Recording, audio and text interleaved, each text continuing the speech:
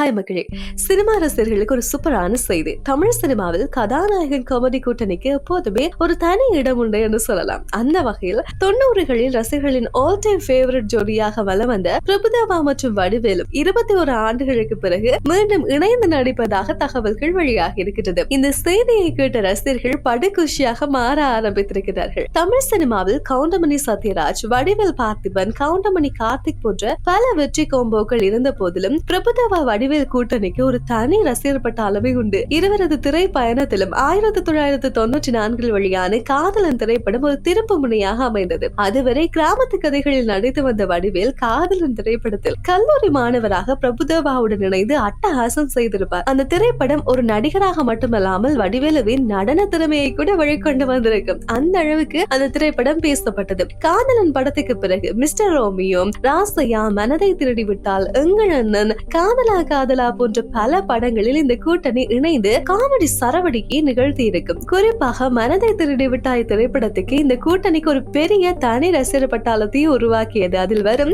சிங் இன் தி rain திரைப்பட பாடல் இன்றும் ரசிகர்களின் மனதில் நீங்காத இடத்தை பிடித்திருக்கிறது. கடைசியாக பிரபுதேவாவும் வடிவேலும் நடிகர்களாக இணைந்த திரைப்படத்தை பகிர்ந்து கொண்டது எங்கள் அண்ணன் தான். அந்த திரைப்படமும் காமெடியில் மிகப்பெரிய அட்டகாசத்தை செய்த ஒரு திரைப்படமாக பார்க்கப்படுகிறது. பலரும் இப்ப வரைக்கும் பேசுகின்ற திரைப்படங்களில் ஒன்று கூட. அதன் பிறகு பிரபுதேவா இயக்கத்தில் போக்கிரி, வில்லு போன்ற படங்களில் வடிவேல் பணியாற்றி இருந்தார். இந்த நீண்ட இடைவெளிக்கு பிறகு 21 வருடம் கழித்து இந்த கூட்டணி மீண்டும் திரையில் இணைய போவதால் ரசிகர்கள் குஷியாக ஆரம்பித்திருக்கின்றார்கள். சில சினிமா நிகழ்ச்சிகளில் மட்டுமே பிரபுவுடன் வடிவேலை சந்திப்பது உண்டு. ஒரு நிகழ்ச்சியில் இருவரும் இணைந்து சிங் இன் தி ரெயின் திரைப்பட பாடலை பாடி ரசிகர்களை மீண்டும் மனதை திருட்டி விட்டாய் காலத்துக்கே அழைத்து சென்றார்கள். அப்போது இவர்கள் மீண்டும் இணைந்து நடிக்க போவதாக தகவல்கள் வெளியான நிலையில் தற்போது அது உண்மையாக மாறி இருக்கின்றது. வெளியாக இருக்கின்ற அறிவிப்பின்படி சாம் ரோட்ரிக் இந்த கூட்டணியை இயக்கும் படத்தை தயாரிக்கின்றாராம். இவர் தற்போது பிரபுதேவாவை வைத்து முசாசி என்ற திரைப்படத்தை இயக்கி வருகின்றார். இந்த புதிய படத்திற்கு